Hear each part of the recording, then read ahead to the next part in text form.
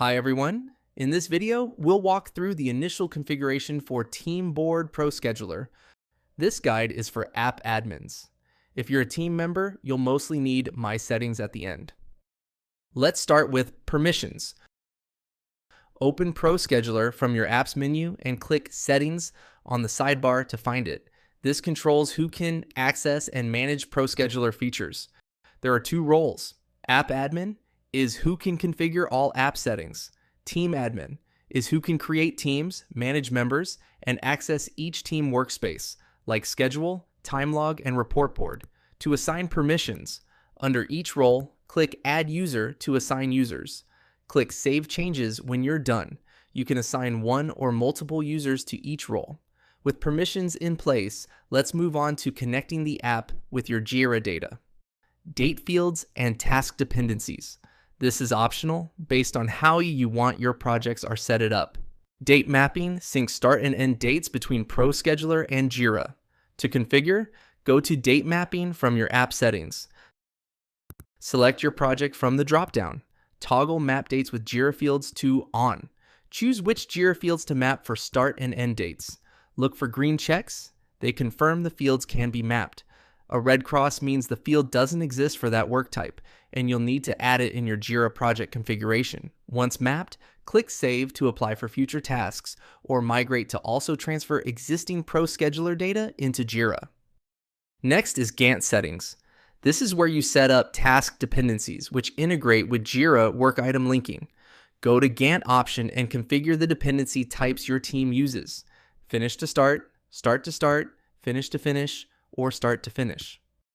Section 3 is all about your people, how much they can work, when they're off, and how they're organized. First is working capacity. This defines how many hours a person can work each day, so you don't accidentally overload your team. To set up capacity schemes, go to Working Capacity Settings. Click New Capacity Scheme to add a new scheme. Set working hours for each day of the week.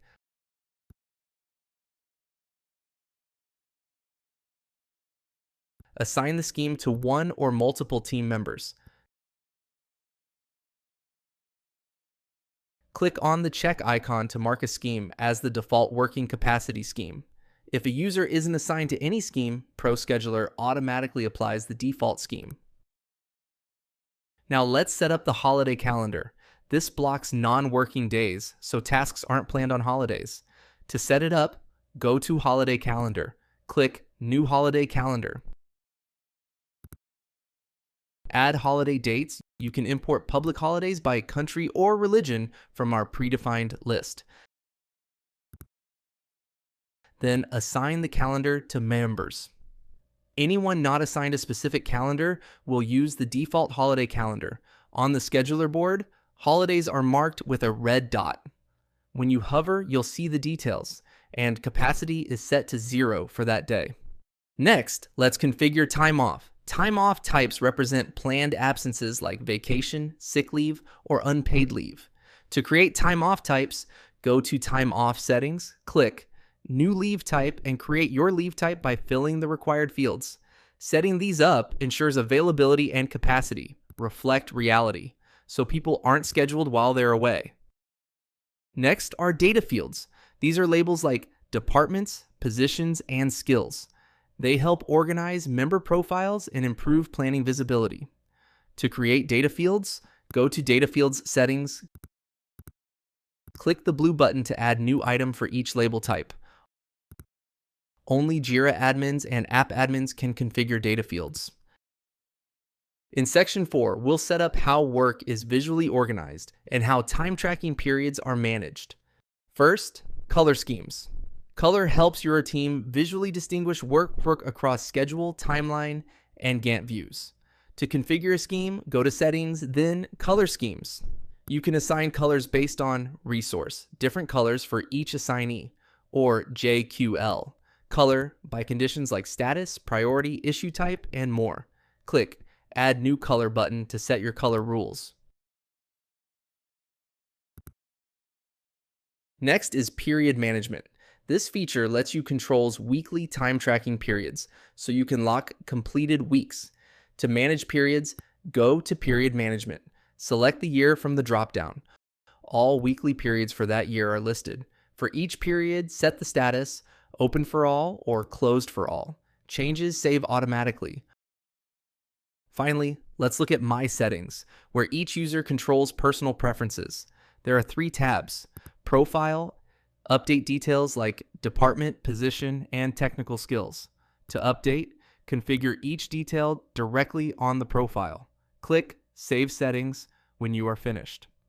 Once updated, these details can appear under the member name on the schedule board. In Calendar tab, you can quickly view your personal work capacity, your team priorities, and your assigned holiday calendar.